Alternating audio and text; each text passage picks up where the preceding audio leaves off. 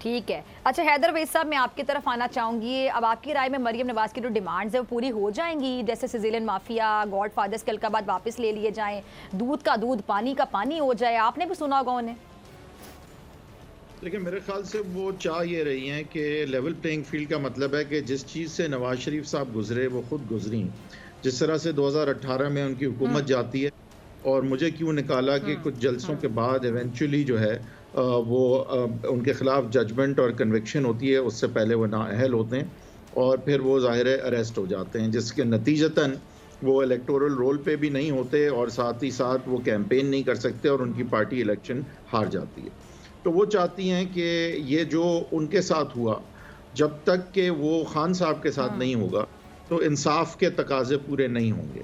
अब इसको 2-3 तरह से देखा जा सकता है। एक तो ये है कि कोई कहेगा कि अगर नवाज शरीफ साहब के साथ ज्यादती हुई है तो उनको अहल होना चाहिए और सियासी मैदान में जो है कोई कोर्ट के फैसलों से कोई आउट नहीं होना चाहिए, अवाम के फैसलों से आउट होना चाहिए।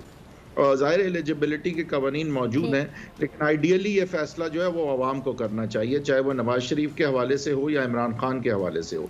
तो एक सोच तो ये है कि अगर बैलेंसिंग एक्ट होना भी है तो फिर नवाज शरीफ साहब को अहल होना चाहिए और खान साहब जो है वो उनका जो भी कानून के मुताबिक मुकदमा जिस तरह चलते हैं उस तरह चलें।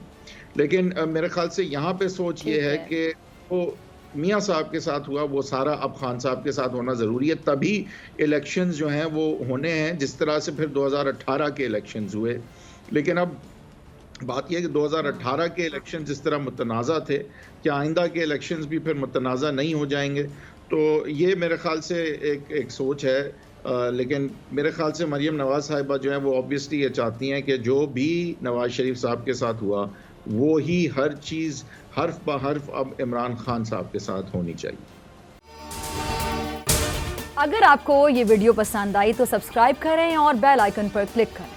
इम्पोर्टेड हुकूमत और उनकी हवारियों की अदलिया के खिलाफ हर्जा सराई, मरियम नवाज की अदलिया और फाजिल जज साहिबान पर शदीद तनकीद। इस घिनौनी साजिश को बेनकाब करने पर बोल को एक दफा फिर नशरियात की बंदिश का सामना करना पड़ रहा है। बोल अदलिया की इज्जत के लिए खड़ा है और खड़ा रहेगा।